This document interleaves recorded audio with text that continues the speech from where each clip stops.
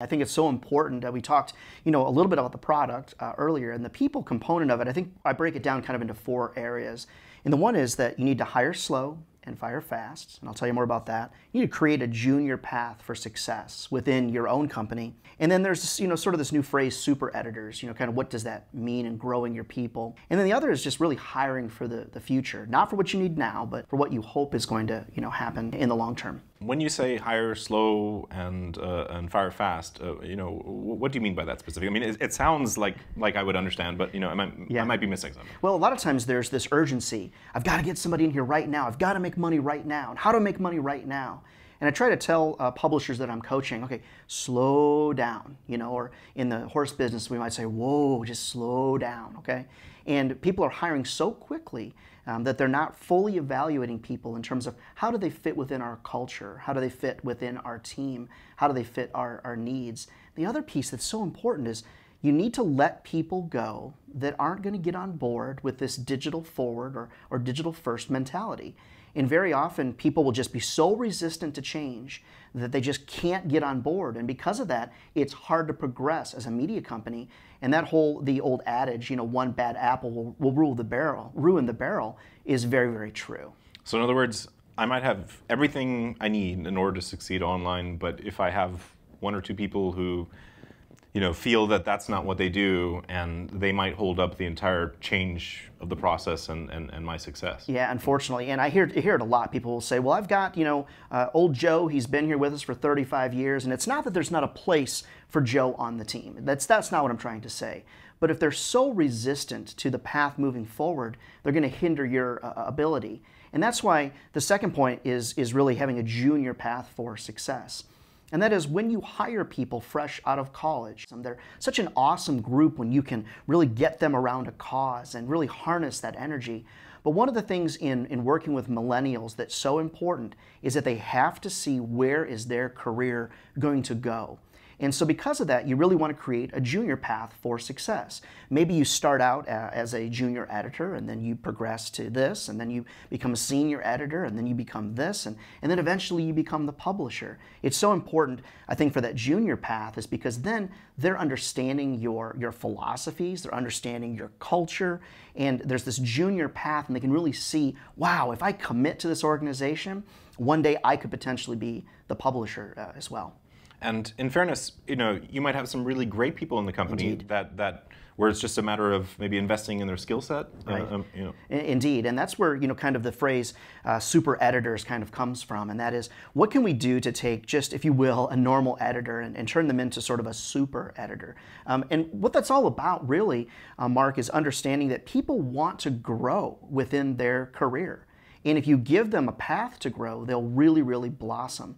Now, you might think it sounds silly, but say you have an editor on your team that's, say, 45 years old, and you might think, wow, they're only maybe 10, 15 years from, potentially retiring or something like that.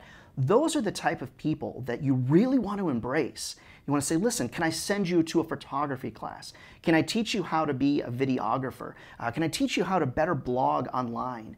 And a lot of times publishers are resistant to this because they'll say, listen, that person never wants to do this, and that person only wants to be an editor. And I've actually found that not to be true. I've found that when you put new challenges in front of people and you really help them understand the digital side of the business, they get really, really, excited. Now, say you don't have those people. Well, you might also consider, as you're hiring new people, is rather than hiring them for now, for the needs that you have now, be a little forward thinking. Think towards the future. Maybe they don't have all the skills right now, but what can we do to grow them to be a super editor one day? And the other piece is there's a lot of folks that have been, for example, in a corporate career, and they're looking to do something different. If they're a great person, I think it's so important, hire great people. Like, are you a good human? I need good humans on my team. And then help them evolve to be the employee that you want. Will it take a little time? Yes. Will it take a little effort? Yes. But in the end, you're really going to have the right people on the bus. And the right people is, part and parcel. The right people sort of equals success. Training them to become super editors, investing in their skill set, that doesn't necessarily need to be a lot of money, right? There's a lot of online options now, everything from, Absolutely. you might find some stuff on YouTube, but even better, I know that you offer online training, for example, in the sales area. Can you talk us a little bit about that? Sure. I mean, there's so many online classes and so many websites that offer online training. What it is about dedicating some of their time. If I'm the boss saying, Mark, I really would love for you to take some photography classes because I think it could enhance your job. What do you think of that? Or even better, hey, Mark, where do you see yourself in the future? I mean, what kind of skills would you like to have to not only potentially make more money, but make yourself more valuable to the company and to yourself? There's just lots of online options, but I mean, specifically, you also offer an online training course for salespeople, right? Yeah. So whether it's a salesperson that needs like mission critical information, and we're starting with foundations, I offer that online. And then if they're ready to advance to further in their career, there's some Top Gun training. But even for sales managers, say you just really want to be the best sales manager you can be, then I've recorded classes for that. And there's so much online that's available to people. You can't say we can't afford to train our people, because the options literally really are hundreds of dollars, if you think about it, for literally thousands of dollars in potential return. So having the right people, mission critical when it comes to making money online. Well, and in information society, realistically, you have to invest in your skills. You have to stay up to date, and so that makes a lot of sense. In summary, there's 4 main areas that I'd love for you to consider focusing on. One is hiring slow and firing fast. The second is creating a junior path or progression through your organization for success. Third, understanding what a super editor really is and how you can turn your people into a super editor, or hiring that way. And then the fourth is really hiring for the future, and not hiring for what the skills they are now, but also hiring for your needs in the future as well. Thanks for joining us, and we have another episode coming, so see you soon.